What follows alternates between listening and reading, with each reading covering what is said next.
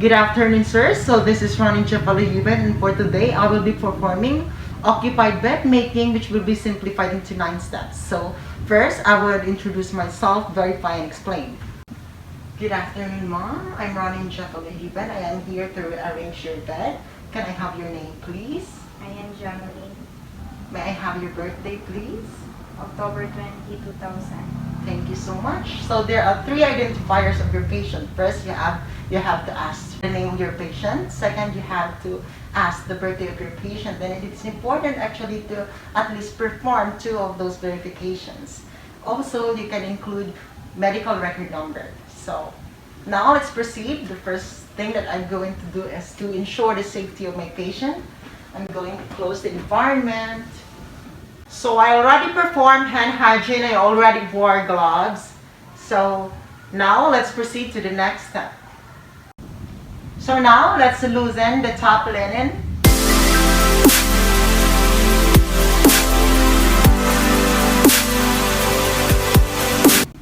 So the next thing that we are going to do is to put or cover the patient with a new bath blanket. So I have here.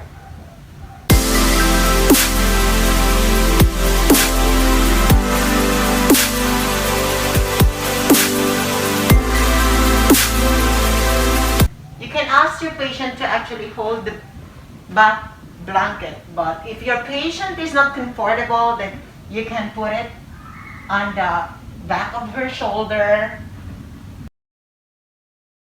So it is important to put bath blanket for you to ensure the privacy of the patient before rearranging something or before removing something. So after we loosen the top linen, I think we are now ready and prepared to pull it out. So now let's pull down our top linen.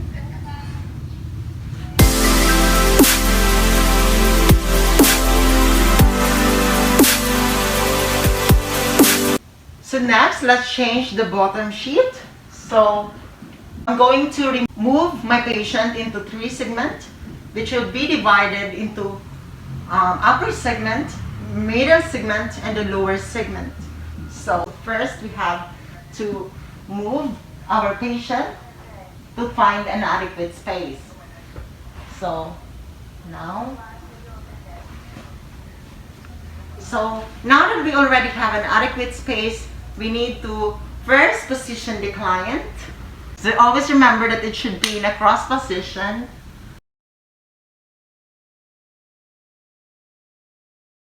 The next thing that we're going to do is to position the arms of the patient. So at a count of 3, let's roll the patient. 1, 2, 3. So now let's change the bottom sheet and let's apply a new linen. But before that, let's just assume that I am wearing another glove so that I cannot contaminate the new linen. So now let's proceed. So the next thing that we're going to do is to change the bottom sheet. So now we have to, let's roll down. So let's just assume that I am changing my hand gloves for me not to contaminate the new linen.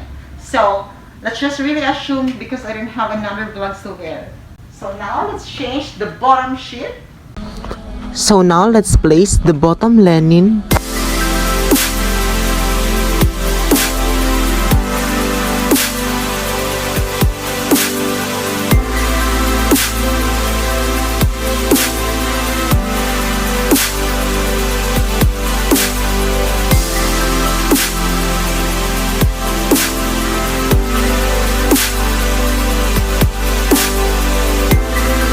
Then make a triangle form for us to fold it right. Next, I fan fold it at the center of the bed.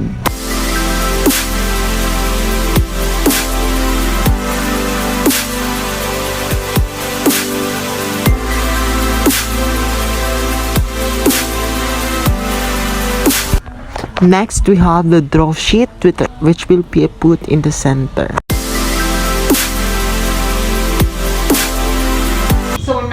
reposition our patient in the center.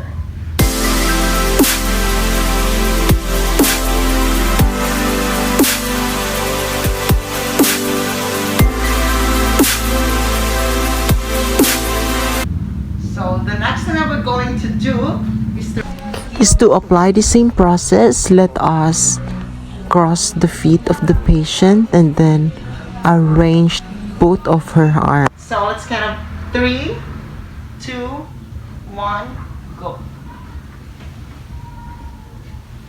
So now let's remove the bottom sheet using our both arms. So now let's assume that I am changing my gloves again. So now let's pull out the new and fresh linen.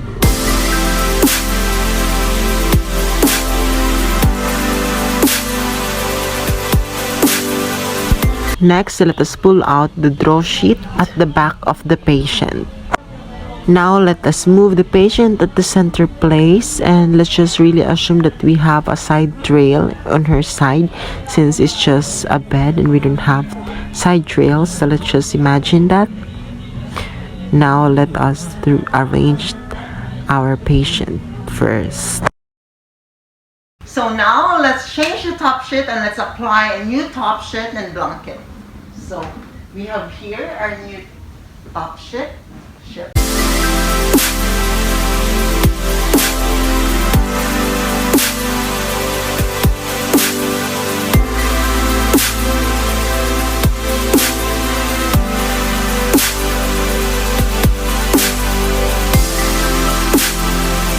Ask our patient to hold both of the top sheets and blanket. Can you please hold it, ma'am? So now we're ready to pull out the old linen.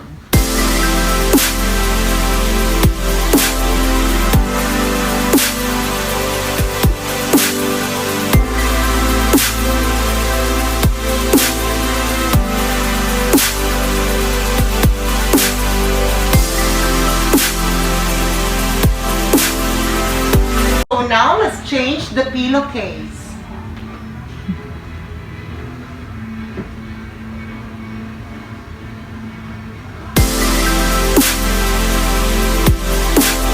So here, even about pulling your gloves, it would then be okay. So you don't need to wear gloves when changing the pillowcase.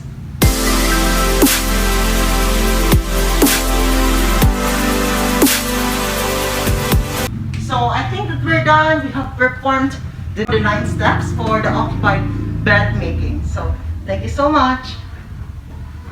Ayuban Ronin Chef L from BS1B.